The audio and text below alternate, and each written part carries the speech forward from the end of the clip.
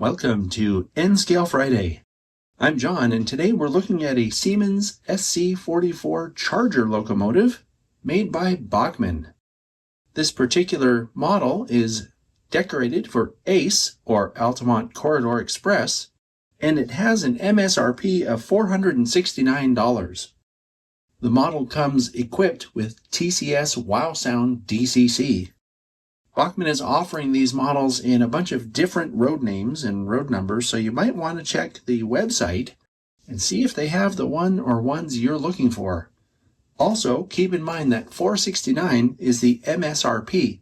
That means if you shop around, you'll probably find it for less.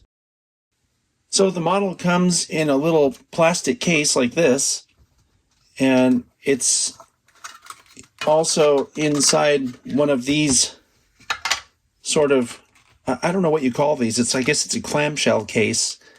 It has some additional couplers. These are the Rapido style couplers that's included with the model. But I want to show you this because all these other papers you see here were stuffed inside the plastic of this case that I'm showing you now. And what you have is warranty information, a quick start guide for the DCC decoder, and then exploded view drawings. And because they were squashed in there, this is actually a little booklet that you could thumb through. See, it's stapled here and here. But because it's all squashed in there, it's like super folded. But I was thinking you could probably just put this in a book and just squeeze it in between the pages of a book, and that'll flatten all this stuff out. Anyway, that's how it's packaged. I've scrutinized the paint and markings on this model and found them to be spectacular. As a matter of fact, I'm really impressed that the grille detail all in here and here appears to be photo-etched metal. The base coat is thin and even, and the pad-printed stripes are crisp with no sign of fuzziness. The tiniest writing, such as under the logo here, as well as the information around the cab area, is all legible with magnification. The detail around the cab is actually quite nice. It has separately applied mirrors here. You can see the strobe and beacon detail up here. The windshield wipers are separately applied plastic pieces. And then it has a lot of detail down around the pilot area, including a bunch of MU receptacles and a separately applied snowplow. Here's a look at the front detail from the other angle. And looking into the cab, it appears to have a fully detailed interior as well. Here's a look at the fireman's side. You can see it has a separately applied mirror on this side as well. And if I tip it back, you'll notice that the trucks are actually pretty detailed. There's some separately applied detail here on the fuel tank area and some other details picked out with paint here. Just overall, this is a good look. This is also photo-etched metal grille detail. On the rear of the model, we have separately applied grabs, both vertical grabs here on either end, and these horizontal grabs are also separate wire pieces. This is the last 3/4 view we'll look at on this model. The detail on the top of the model is pretty impressive. These are metal pieces representing the fan detail. These appear to also be separate metal pieces. The horn is a separately applied plastic piece as well. And then you can see up here we have some antenna detail and air conditioner detail.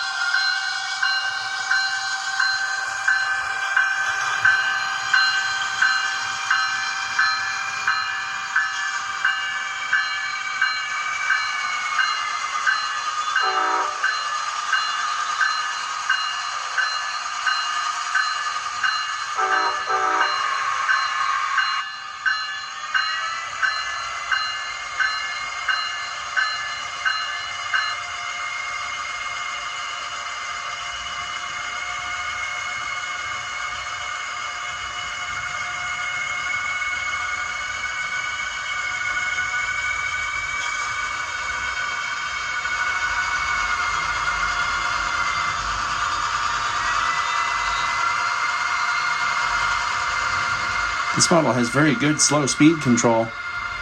I have it set to 1 on my throttle, and it is just crawling.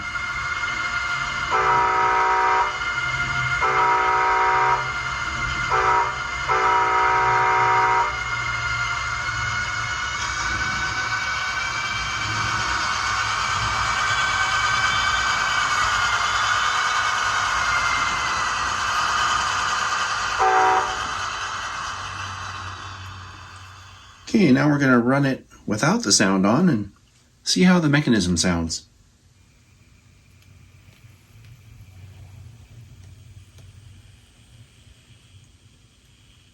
Seems pretty smooth, pretty quiet too.